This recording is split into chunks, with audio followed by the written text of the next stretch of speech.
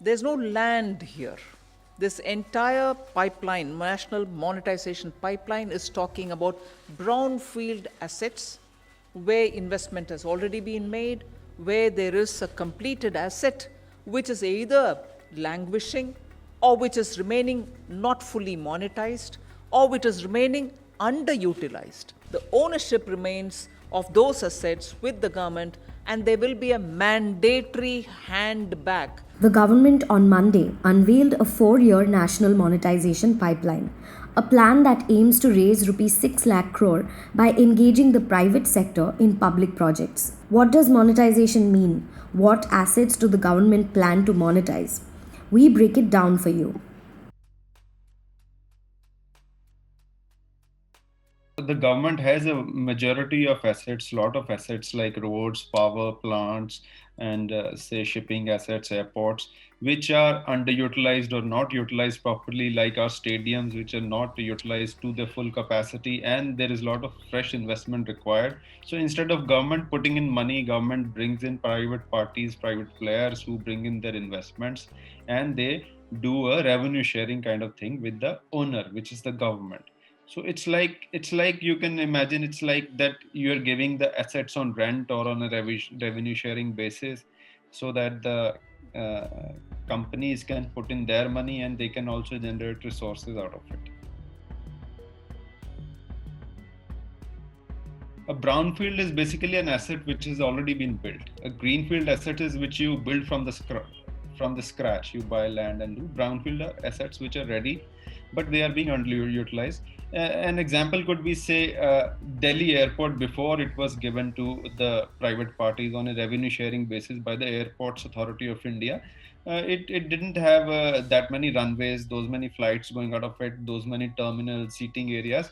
But the private parties, they came and invested 5 to 10,000 crore rupees, and then now build a world-class airport. Now the Airports Authority of India shares it, and there is a contractual agreement, say for 30 years or 40 years, whatever is there in the contract, that the private players will continue to share the revenue in it. The advantage they get is that the private parties operate it, maintain it, and they invest their money. Government doesn't have to fund it. The most basic asset that the government plans to monetize is roads. So you have the national highways across the country. The National Highways Authorities of India have more than 1 lakh kilometers of roads under its kitty, but out of which monetizable roads which are 4 lane and above, because they are tolled and you collect user charges, is about 26 lakh kilometers, which the government plans to monetize. So the road is already built. Government has already spent the money. Say on 1,000 kilometers of roads, national highways, you roughly spend about 6 to 10,000 crores of capital investment. Now there is a private company which comes and takes the maintenance and further investment into the road, and then they share the revenues with the government. Or other arrangement could be that they make their own investments, government gives them the land, and there can be different ways of revenue sharing in that arrangement. So apart from roads, there are power assets in the power sectors, the transmission lines through which electricity is transmitted.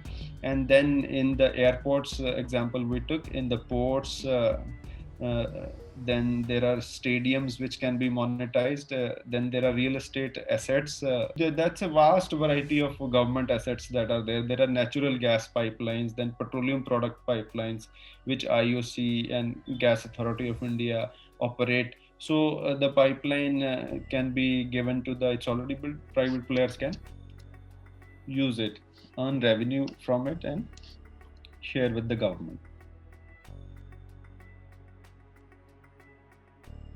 This monetization is not exactly a new thing, because we have seen it in the case of airports, we have seen it in the case of road contracts, but now government has given a pipeline that these are the national assets that we have, the whole gamut of it, so that the investors have a view, maybe a 10-year, 15-year view, that this is the assets we have, so they can have the funds ready that we want to put in these areas. But the problem arises is that some of the projects may not have the revenue streams ready, and there may be execution challenges, operational challenges. For example, say if you want to say a private player want to take a railway station in a non-metro city on a PPP basis, his view may be that I may not be able to generate the kind of resources that I am going to put in. So that is one challenge for the government: how you structure the deals. Do you club, say, potentially loss-making railway stations with say prime railway stations in New Delhi, Mumbai, or other metro cities? And will it cut ice with the investors? Will they really be interested? Like in the recent PPP bids that government gave for train stations, there was not much attraction, precisely because of these reasons. The government's finances are not that good, especially after the COVID-19 pandemic, because the economy was shut for 3 months, then partially for another 3 months. So they didn't collect the taxes. Plus, economy slumped. There was a there was a contraction in the economy. But the government expenses, they always keep rising. The government is expanding every year. And now that the economy is slumped, you also need to boost capital expenditure to get it back on track, and then on growth. So first we need to get it back on track, then we have to ensure that it grows. So how do you get the funds?